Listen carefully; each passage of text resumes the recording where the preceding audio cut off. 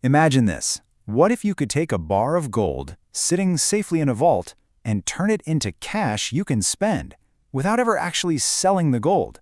I know, it sounds a little bit like financial alchemy, right? Well, it's a real system. And today, we're going to pull back the curtain and show you exactly how this trust machine works.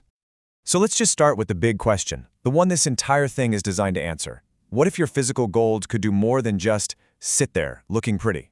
What if you could unlock its value, turn it into real spending power, all while the actual physical asset stays safe and sound, still owned by you? That's the puzzle, and we are about to put the pieces together.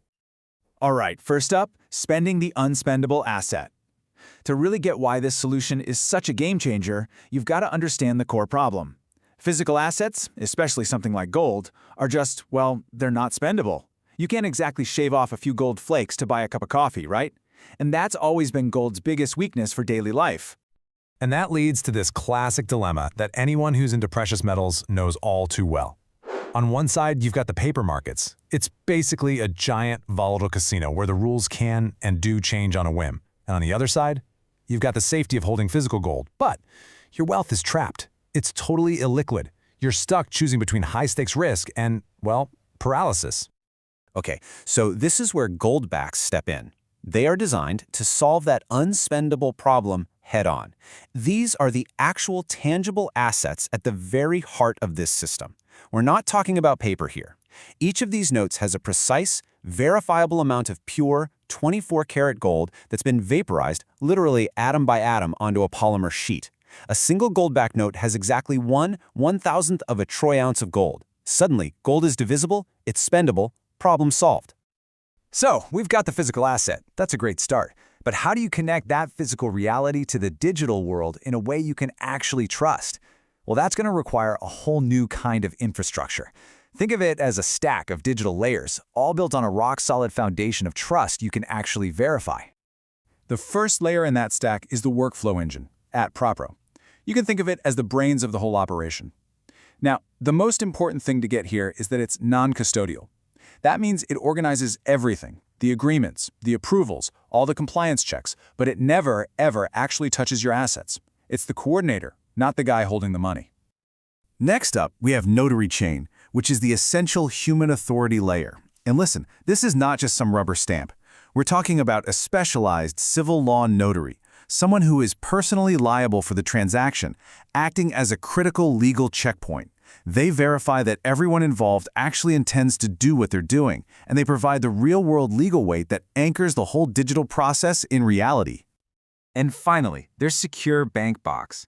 This layer acts as the system's permanent, unchangeable memory. It's a digital vault, yeah, but it doesn't hold your money. It holds proof.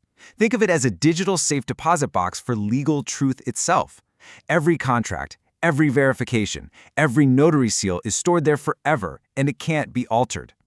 This quote right here just nails the entire philosophy.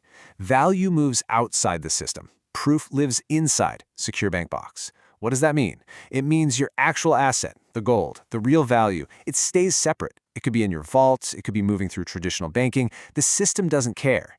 All Secure Bank Box does is hold the unbreakable, verifiable proof that legally governs that value. It's a brilliant separation. Okay, theory time is over. We've seen the pieces, the workflow engine, the human legal anchor, and the evidence vault. Now, let's put them all together and walk through a real-world scenario to see how this thing actually unlocks the value that's trapped in your gold. And you might be surprised where it starts. The whole process can begin with a surprisingly small amount of collateral.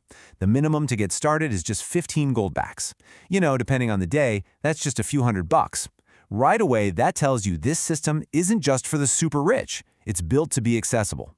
So, how does it actually work? Let's break it down. First, you link your UPMA account. That's the United Precious Metals Association, where your physical goldbacks are securely vaulted. Step 2, the system verifies your holdings and legally collateralizes them. Then, Step 3, this is where it gets interesting. A process called tokenized credit mining assigns an internal value to your gold, and that unlocks a line of credit. Finally, you're issued a virtual executive card. Now, when you swipe that card, the system instantly executes a flash loan to pay the merchant in whatever currency they want. That loan gets settled against the value of your collateral. But, and this is the key, your gold itself never has to move an inch.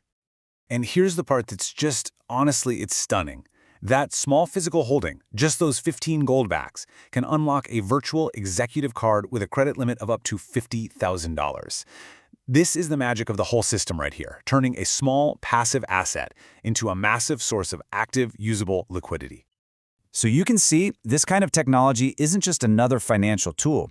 It really demands a new mindset. To get the most out of a system like this, you have to fundamentally change the way you think about value, about wealth, and especially about trust. This slide lays out that mental shift perfectly. Over on the left, you've got the price-sensitive mindset. You know this feeling. You're stressed, you're constantly checking the fluctuating dollar price of your assets. But on the right, you have the value-centric mindset. Here, the goal isn't just to stack more dollars. The goal is to accumulate more physical weight, more ounces of a real asset, and that becomes your true measure of wealth. Now, this whole new way of thinking is built on a new type of trust, something the system calls syntactical trust. And the best way to think about it is this. Legal rules are treated exactly like computer code. If any part of a transaction tries to break a rule, the program doesn't just send a warning. It sees it as a syntax error, and the program simply refuses to run. It won't execute. Compliance isn't a suggestion, it's automatic. And that leads to this huge shift from what you could call reactive justice to proactive justice. You know, the old way of doing things is about suing for damages after someone breaks a contract. It's reactive. This new model, though, is built for what's called ex-ante enforcement, which is just a fancy way of saying the system makes it physically impossible for the contract to be broken in the first place. The bridge can't break. So, what's the big picture here? When you start to embed legal trust directly into the code itself, you begin to see the shape of a very, very different financial future.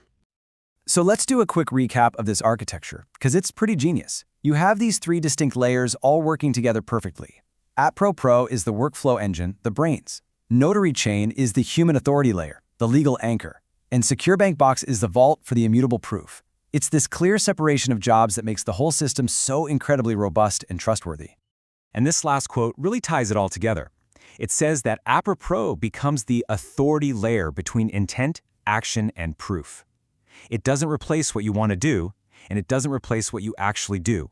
It just sits in the middle, creating a verifiable, unbreakable link between your intent, your action, and the permanent proof of that action. And that leaves us with one last really big question to chew on. If a contract can actually enforce itself, and value is nothing more than what a verifiable agreement says it is, then what does that mean for the future of trust? What does it mean for the banks, the courts, and all the institutions that we've always relied on to be in the middle of our transactions? It's a question that could really redefine the way our entire economy works.